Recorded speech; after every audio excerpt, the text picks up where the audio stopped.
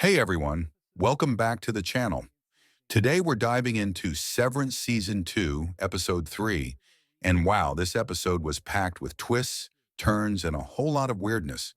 From the mysterious goat people to Dylan's emotional reunion with his wife and Mark's desperate quest to find out if Gemma is still alive, there's a lot to unpack. So let's get into it.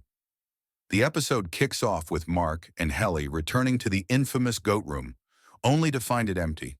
They crawl through a tunnel meant for baby goats and stumble into a bizarre, grassy room filled with bleeding kids. This is where we meet the Mammalian Nurturable department, led by the enigmatic Lorne, played by Gwendoline Christie. The atmosphere is unsettling, to say the least.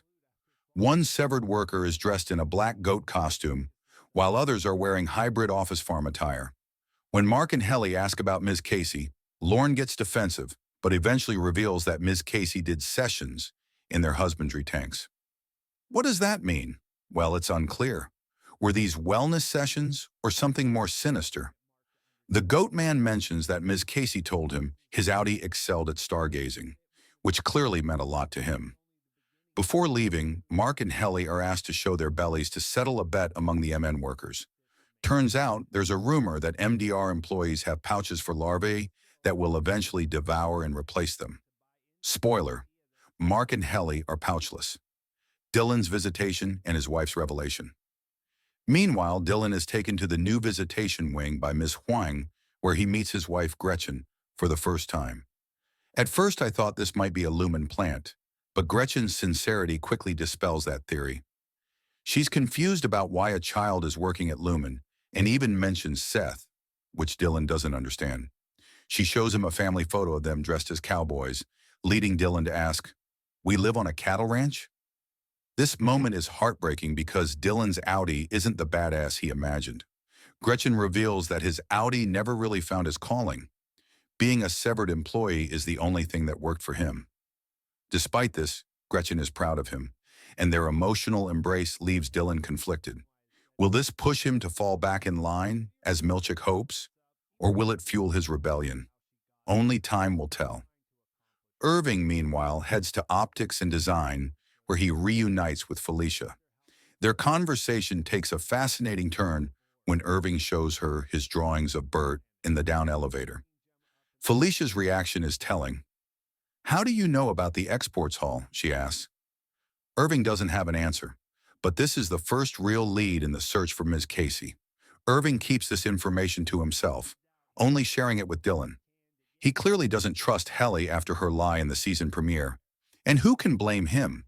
Is Helly really her Audi in disguise, sent to spy on the others? The mystery deepens. Ms. Cobel, who left Lumen at the end of last week's episode, has a change of heart and returns to Kier. She meets Helena Egan in the parking lot and tells her that Lumen needs her to finish the Cold Harbor project. She also suggests that Milchick isn't cut out for his role. Helena agrees to convene the board, but as Cobel walks across the parking lot, she abruptly changes her mind and speeds away. Was she sensing danger? Did Lumen have darker plans for her? The tension is palpable. Finally, we come to Mark's storyline. He's determined to find out if Gemma is still alive, and his plan is unconventional. He tries to burn the message, "Who is alive?" into his cornea using a bright light, hoping his innie will see it.